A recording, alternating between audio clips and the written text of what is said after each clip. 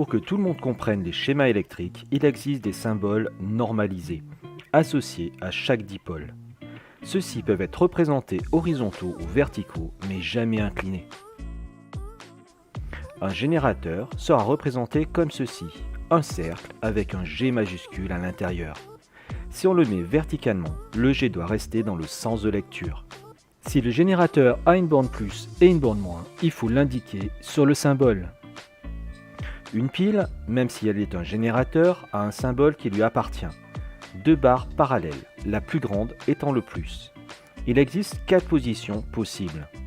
Attention de ne pas trop éloigner les 2 barres et de bien marquer la différence de taille entre les barres. Une lampe est représentée par une croix dans un cercle. Attention, la croix doit toucher le cercle et elle est inclinée comme un signe multiplié. Une diode est représentée par un triangle traversé par une barre. Une barre perpendiculaire est tracée à la pointe. Attention, la barre doit toucher la pointe et faire la même hauteur que le triangle. Une DEL est une diode qui peut éclairer dans un sens de branchement. On rajoute juste 2 petites flèches perpendiculaires à un côté du triangle. Ces flèches sont toujours tracées, que la DEL éclaire ou pas. Un interrupteur est tracé comme ceci. La barre part toujours du centre d'un cercle. Quand il est fermé, l'autre extrémité appuie sur le dessus de l'autre cercle. La barre ne doit pas dépasser et être bien en contact avec ce cercle. Quand il est ouvert, on veille à ne pas faire la barre trop longue non plus. Un moteur est représenté par un M majuscule dans un cercle. Les fils sont représentés par de simples traits, obligatoirement verticaux ou horizontaux.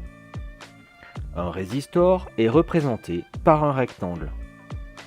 Un fusible est représenté par un rectangle traversé par un trait.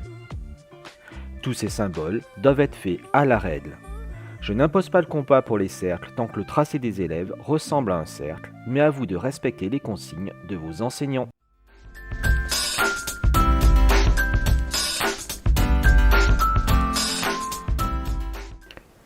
Certains composants sont capables de créer un courant électrique. On dit que ce sont des générateurs. C'est le cas d'une alimentation, d'une pile, d'une batterie, d'un panneau photovoltaïque. D'autres composants ne peuvent pas créer de courant électrique. On dit que ce sont des récepteurs. C'est le cas d'un moteur, d'une lampe, d'un fil, d'une résistance, d'une diode, d'une DEL, etc.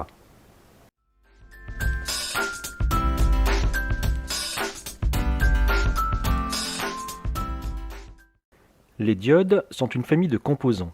Il y a les simples diodes, les diodes électroluminescentes, que l'on appelle DEL en français ou LED en anglais, les photodiodes, etc. Les diodes ont toutes une propriété commune. Elles ne laissent passer le courant que dans un sens de branchement, et le bloquent si elles sont branchées dans l'autre sens. Pour une simple diode, il passe quand il arrive de ce côté.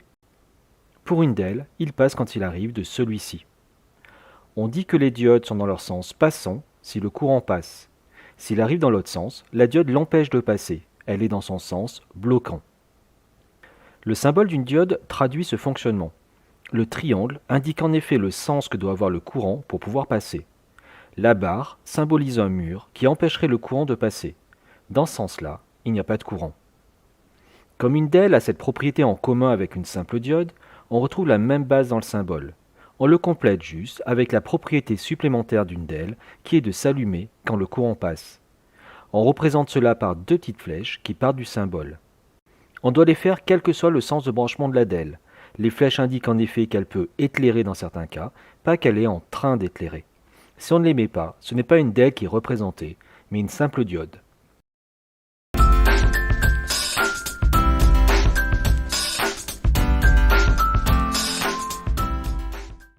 Certains composants fonctionnent de manière différente suivant leur sens de branchement. C'est le cas d'un moteur dont l'axe va tourner dans un sens avec un certain sens de branchement et dans l'autre si on inverse le branchement. C'est le cas d'une diode également qui va laisser passer le courant dans un sens de branchement mais le bloquer dans l'autre. Ces composants sont dits polarisés.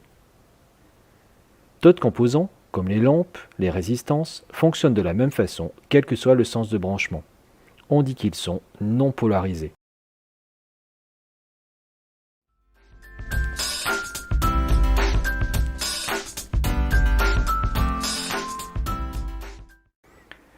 Un interrupteur peut être ouvert ou fermé. On le représente par les symboles suivants. Ce symbole est semblable à une porte ouverte vue de dessus. Il est donc facile de se souvenir que l'interrupteur est ouvert dans ce cas. Ici, il est semblable à une porte fermée vue de dessus. Il est donc fermé. Parfois, les élèves pensent que le courant passe quand l'interrupteur est ouvert, puisque l'on peut passer à travers une porte ouverte. Ce n'est pourtant pas le cas pour le courant. Pour comprendre que le courant peut passer quand l'interrupteur est fermé, il suffit d'imaginer qu'il vient du mur à gauche de la porte et qu'il doit passer sur l'autre mur. On voit bien que dans le premier cas, c'est possible, mais pas dans le deuxième. En résumé, un interrupteur ouvert se représente comme ceci. Le courant ne peut pas passer. On dit aussi que le circuit est ouvert. Un interrupteur fermé se représente comme ceci. Le courant peut passer. Le circuit est donc fermé.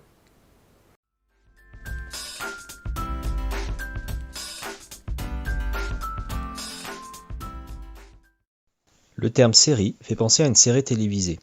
Comme dans une série où l'on retrouve des épisodes les uns à la suite des autres, on va retrouver ici les dipôles les uns à la suite des autres, que ce soit dans le montage ou dans le schéma. Pour réaliser le montage, il suffit donc de relier les composants les uns à la suite des autres. L'ordre n'a pas d'importance. On ne peut pas avoir dans ce montage deux fils branchés l'un sur l'autre. Pour le schéma, c'est le même principe. On met les symboles les uns à la suite des autres dans l'ordre que l'on veut. On peut les répartir comme on le souhaite sur les différents côtés, en respectant les règles habituelles. Pas de symbole dans les angles, tracé à la règle. On doit obtenir un rectangle à la fin. Pour t'entraîner, réalise le schéma d'un circuit en série comprenant une lampe, un moteur, une pile et un interrupteur fermé. Mets en pause, puis relance pour la correction. Tous ces schémas sont justes et équivalents.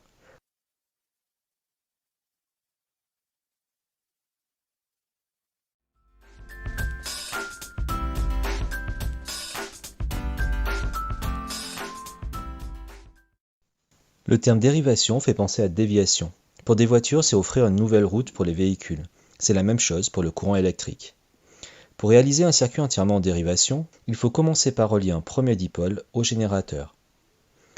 De même, pour réaliser le schéma, on commence par relier un premier symbole à celui du générateur, en le faisant de préférence parallèle.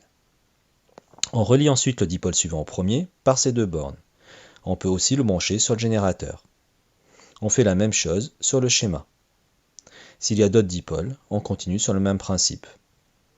Pour t'entraîner, réalise le schéma d'un circuit en dérivation comprenant une pile, une DEL, une lampe et un résistor. Mets en pause, puis regarde la correction. Tous ces schémas sont justes. À la fin, tu dois obtenir plusieurs rectangles. Attention, il est interdit de placer les symboles dans les angles et tu ne peux pas faire partir 3 fils d'un dipôle.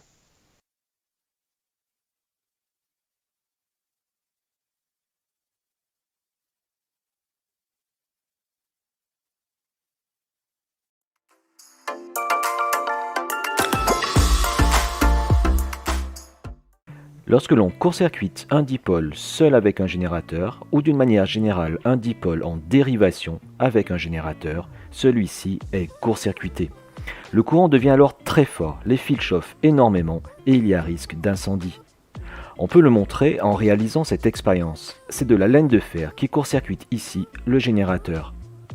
Les fluctuations d'éclairage montrent bien que la lampe est court-circuitée. On observe que la laine de fer chauffe assez pour brûler, il y a danger.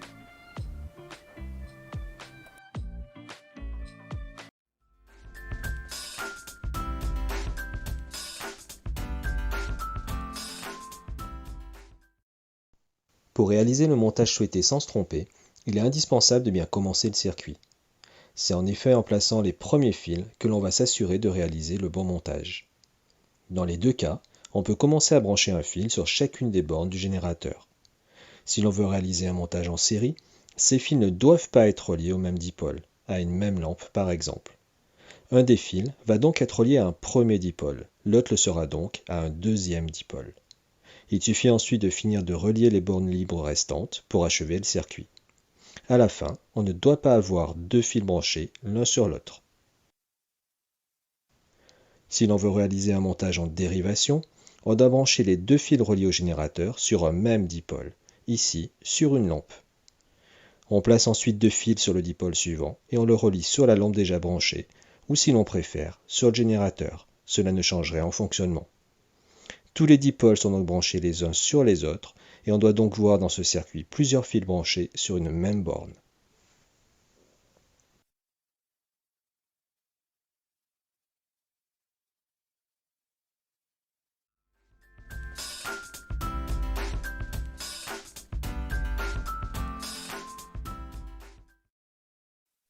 Les circuits en série et en dérivation ont des propriétés différentes. Quand on rajoute des dipôles en série, ils vont fonctionner de moins en moins bien. Quand on rajoute des dipôles en dérivation, rien ne change pour les autres. Dans un circuit en série, il n'y a qu'un seul chemin possible pour le courant. S'il ne peut plus passer à un endroit, si une lampe est grillée ou dévissée par exemple, il n'y a plus de courant du tout et tout cesse de fonctionner. Dans un circuit en dérivation, le courant se divise en chacune des branches contenant les dipôles. Si un composant grille ou est dévissé, il peut toujours circuler dans le reste du circuit et les autres dipôles fonctionnent comme avant. Les dipôles sont totalement indépendants. Si on court-circuite une lampe dans un circuit en série, c'est comme si elle n'existait plus. Tant que le générateur n'est pas court-circuité, il n'y a pas de risque à part faire griller certains dipôles s'ils sont en surtension. Si on court-circuite un dipôle dans un circuit en dérivation, c'est comme si on court-circuitait tous les dipôles. Le générateur est donc court-circuité également et il y a un risque d'incendie. Nous allons voir dans cette vidéo comment mesurer l'intensité du courant électrique. L'intensité se mesure avec un multimètre. Celui-ci peut mesurer plusieurs grandeurs. On va l'utiliser ici en tant qu'ampèremètre, puisqu'il va mesurer une grandeur s'exprimant en ampères. Nous avons au collège 4 types de multimètres, qui fonctionnent tous sur le même principe. Nous pouvons voir qu'ils sont composés de 3 parties. Un écran qui va afficher la valeur mesurée, un cadran autour duquel sont inscrits des nombres appelés calibres, et des bandes de branchement. Intéressons-nous d'abord au calibre. Par définition, c'est la plus grande valeur que l'appareil peut mesurer. C'est aussi souvent la plus grande qu'il peut supporter avant de griller. On se place donc toujours au départ sur le plus grand calibre, par sécurité. On voit apparaître ici différentes unités. La partie qui nous intéresse est en ampères, et si plusieurs zones existent, on choisit toujours la zone sans la vague, ou marquée DCA. Il faut ensuite choisir les bornes de branchement. COM signifie commun. On utilisera donc toujours cette borne sur laquelle on place un fil noir.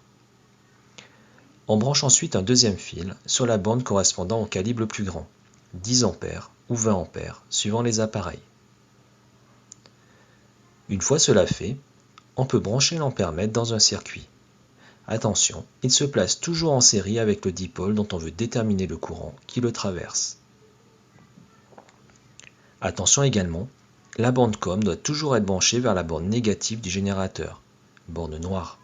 Si ce n'est pas le cas, un signe moins apparaît. Il suffit alors d'inverser les fils sur l'ampèremètre pour le faire disparaître. L'inconvénient des grands calibres est de manquer de précision. Pour l'améliorer, on va aller vers les calibres plus petits, qui sont en milliampères. Attention, on ne doit surtout pas dépasser le calibre. Il faut donc convertir sans se tromper la mesure effectuée. Pour passer des ampères en milliampères, on multiplie par 1000. Ici, on a donc 0,18 ampères égale 180 milliampères. 180 milliampères étant bien plus petit que le calibre 200 milliampères, je peux donc bien passer sur ce calibre-là. Pour cela, j'ai 2 opérations à faire.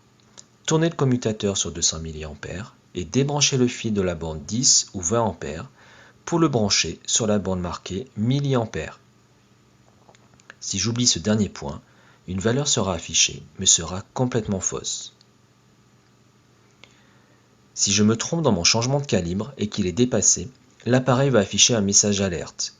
Suivant l'appareil, ce sera un chiffre 1 suivi d'un point ou l'affichage OL. Je dois aussitôt débrancher un fil du multimètre pour éviter qu'il grille. En fin de manipulation, je commence toujours par débrancher un fil de l'ampèremètre, puis je pense bien à tourner le bouton sur OFF pour préserver les piles.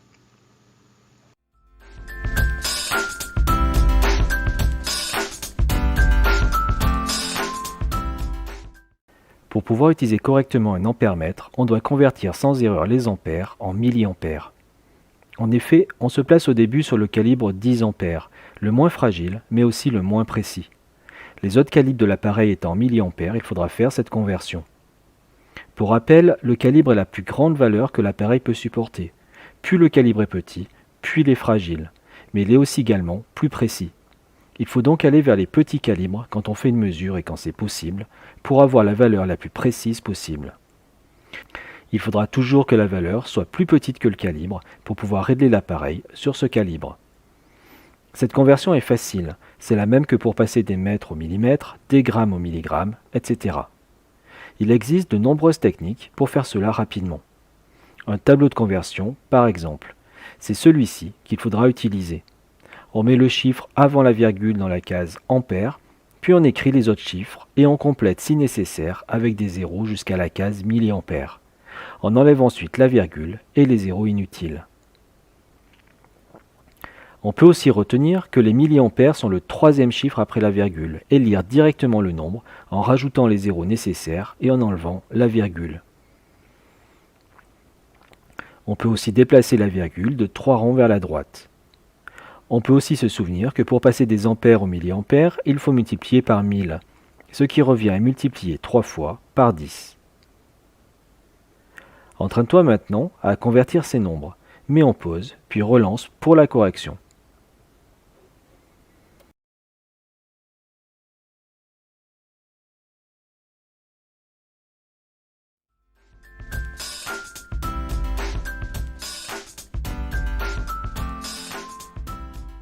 Pour comprendre ce qu'est un calibre sur un ampère-mètre, il faut déjà bien distinguer ce terme de calibre d'un autre terme, les bornes. Les bornes sont les bornes de branchement, c'est là que l'on va brancher les deux fils qui serviront à relier l'appareil au reste du circuit. Dans le cas de l'ampère-mètre, un fil ira obligatoirement sur la borne COM, puis sera relié vers le moins générateur. L'autre fil est branché sur la borne 10 ampères ou sur la borne milliampères, suivant le calibre que l'on va utiliser. Les calibres sont les valeurs indiquées autour du cadran. Quand on utilise cet appareil en ampère-mètre, on voit qu'il y a à notre disposition 4 calibres, 10 ampères, 200 mA, 20 mA et 2 mA. Ces nombres indiquent la plus grande valeur que peut mesurer l'appareil. Ainsi, si je suis sur 200 mA, l'appareil peut mesurer jusqu'à 200 mA, pas au-delà. Par contre, plus on va aller vers de petits calibres, meilleure sera la précision. Pour bien comprendre la méthode pour faire une mesure, on peut comparer les calibres à des éprouvettes permettant de mesurer un volume. Imaginons que l'on veuille mesurer, en une seule mesure, un certain volume présent dans un récipient opaque. On n'a donc aucune idée de la valeur de ce volume. On a à notre disposition 4 éprouvettes. La première mesure jusqu'à 10 litres, mais chaque graduation correspond à 0,01 litre, soit 10 ml, ce qui n'est pas très précis. La deuxième mesure jusqu'à 200 ml seulement, mais par contre les petites graduations correspondent à 2 ml, ce qui est beaucoup plus précis. La troisième, elle, ne mesure que jusqu'à 20 ml, mais à 1 ml près. La valeur sera encore plus précise. La dernière mesure jusqu'à 2 ml seulement, mais avec une précision de 0,1 ml. On a encore amélioré la précision. On voit bien le parallèle avec les calibres 10 ampères, 200 mA, 20 mA et 2 mA. Si on n'a aucune idée du volume de liquide et que l'on veut mesurer en une seule fois, quelle éprouvette va-t-on utiliser en premier? Celle de 10 litres évidemment, car on est presque sûr de ne pas la faire déborder. Pour l'ampère-mètre, c'est la même chose, on utilise toujours le calibre 10 ampères pour commencer. Comme on veut avoir une mesure précise, on va ensuite verser dans des éprouvettes plus petites si l'on peut, de même que l'on va aller vers des calibres plus petits.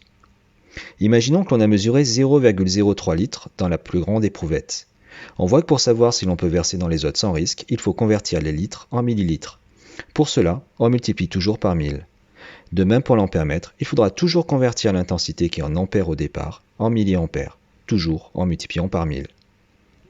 0,03 litres est égal à 30 millilitres. Quelles sont les autres éprouvettes que je peux utiliser? Celle de 200 millilitres, sans problème. Par contre, si l'on verse le liquide dans celle de 20 ml ou celle de 2 ml, le liquide va déborder, donc je ne peux pas. De la même façon, si je mesure 0,03 A, ce qui fait 30 mA, je ne peux utiliser que le calibre 200 mA. Si je passe sur les autres, je vais faire déborder l'ampère-mètre, ce qui dans ce cas signifie le faire griller. L'appareil m'avertira du danger en affichant le signal suivant, un 1 avec un point à côté. Quelle éprouvette dois-je utiliser au final pour faire ma mesure? La 200 ml, car c'est la plus petite et donc la plus précise des éprouvettes utilisables. Quel calibre dois-je utiliser sur l'ampère-mètre? Le 200 mA, car c'est le plus petit des calibres utilisables, donc le plus précis. À noter une particularité de l'ampèremètre, il faut relier un fil sur la borne 10 A quand on utilise le calibre 10 A et la borne mA quand on utilise les calibres 200 mA, 20 mA et 2 mA.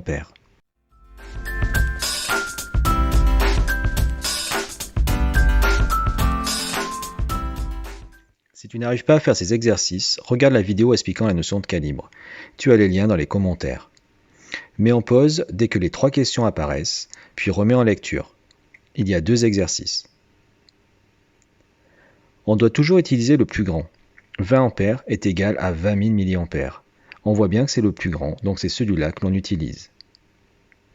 Si l'appareil affiche 0.01 sur le calibre 20 A, c'est que la valeur vaut 0,01 A, soit 10 mA. On multiplie toujours par 1000 pour faire cette conversion. On peut utiliser tous les calibres supérieurs à cette valeur, soit 20 A bien sûr, mais aussi 200 mA et 20 mA. Par contre, le calibre 2 mA est trop petit, il est donc interdit. On doit parmi ces calibres possibles utiliser le calibre 20 mA, car c'est le plus petit des calibres possibles et donc le plus précis. Le but de la mesure est d'obtenir la valeur la plus précise possible. On doit toujours utiliser le plus grand. 10 A est égal à 10 000 mA. On voit bien que c'est le plus grand, c'est donc celui-là que l'on utilise. Si l'appareil affiche 0.11 sur le calibre 20 A, c'est que la valeur vaut 0,11 A, soit 110 mA. On multiplie toujours par 1000 pour faire cette conversion. On peut utiliser tous les calibres supérieurs à cette valeur, soit 10 A bien sûr, mais aussi 2000 mA et 200 mA. Par contre, le calibre 20 mA est trop petit, il est donc interdit. On doit parmi ces calibres possibles utiliser le calibre 200 mA, car c'est le plus petit des calibres possibles et donc le plus précis.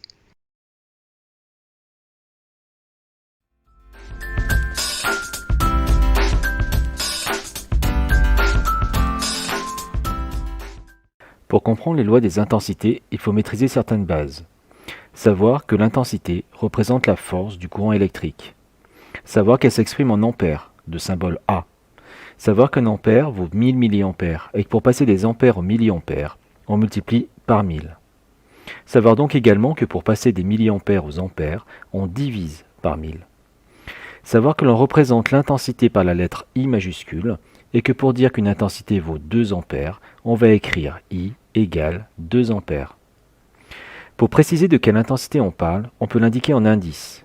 IG sera l'intensité dans le générateur, I indice L1 l'intensité dans une première lampe, I indice M l'intensité dans un moteur, etc.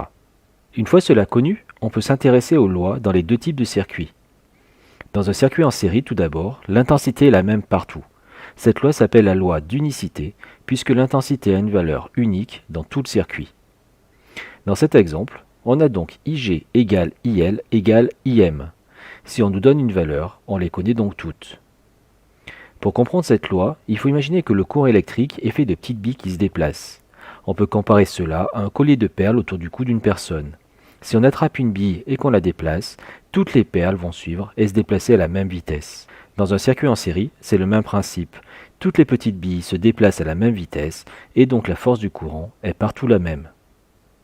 Dans un circuit en dérivation, l'intensité du courant fourni par le générateur est égale à la somme des intensités dans les autres dipôles. On a dans cet exemple IG égale IL plus IM. On appelle du coup cette loi la loi d'additivité, puisque l'on fait une addition. Il est facile de comprendre cette loi si l'on compare le courant électrique avec de l'eau qui circule dans un gros tuyau qui se divise ensuite en deux. On voit bien que la quantité d'eau qui va sortir du gros tuyau sera égale à celle qui entre par le premier petit tuyau, plus celle qui rentre dans le deuxième petit tuyau.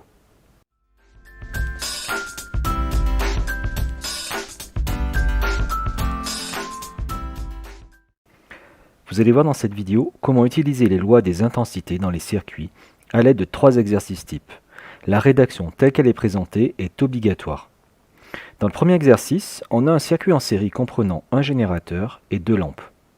On donne l'intensité du courant dans la première lampe, 0,15 A. Que vaut l'intensité dans le générateur? Pour répondre, il faut connaître la loi qui s'applique.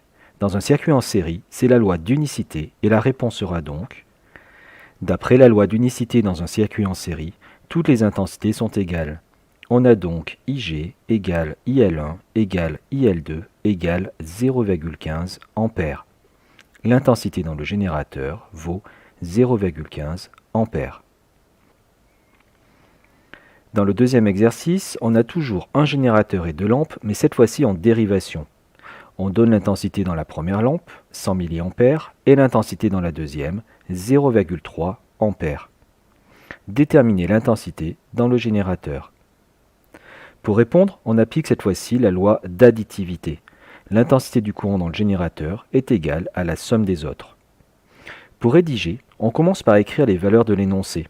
IL1 égale 100 mA et IL2 égale 0,3 ampères.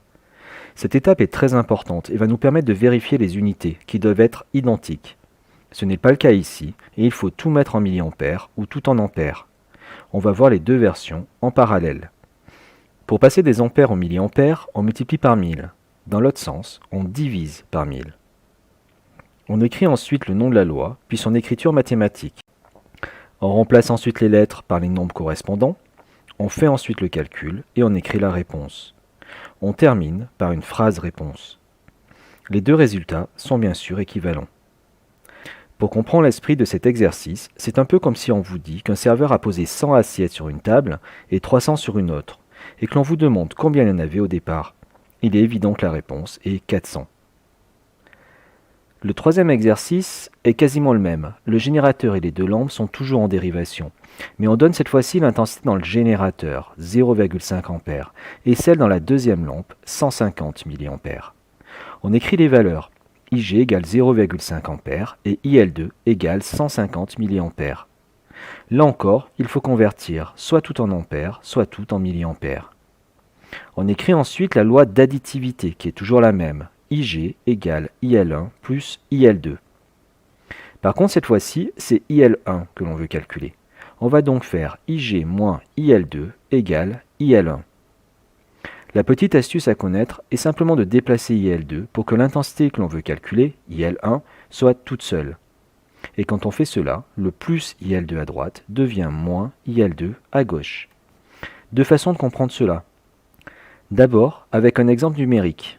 Si j'écris 4 égale 1 plus 3, j'ai bien aussi 4 moins 3 égale 1. J'ai déplacé le 3 à gauche, du égal, et pour que l'égalité reste valable, il faut que le plus 3 devienne moins 3. Deuxième façon, avec les assiettes. Si je dis que le serveur avait 4 assiettes et qu'il en a posé 3 sur une table, il ne lui en reste plus qu'une à poser sur la deuxième table. J'ai bien fait la différence, 4 moins 3. Si l'on reprend l'exercice, on voit qu'il suffit maintenant de remplacer les lettres par les valeurs, puis de faire le calcul. On écrit ensuite une phrase réponse. Pour conclure, il faut retenir que dans un circuit en série, il n'y a aucun calcul à faire, toutes les intensités sont égales. Dans un circuit en dérivation, il y a deux possibilités. Si l'on veut déterminer l'intensité du courant dans le générateur, on fait une somme. Si l'on veut déterminer une intensité autre que celle du courant dans le générateur, on fait une différence. Pour t'entraîner, tu peux utiliser le fichier Excel mis en commentaire. Chaque fois que tu ouvres de nouveau le fichier, les valeurs changent. Tu as la correction sur la feuille 2. Répète les exercices pour automatiser et gagner en efficacité et en rapidité. Respecte bien la rédaction, une grande partie de la note y est consacrée.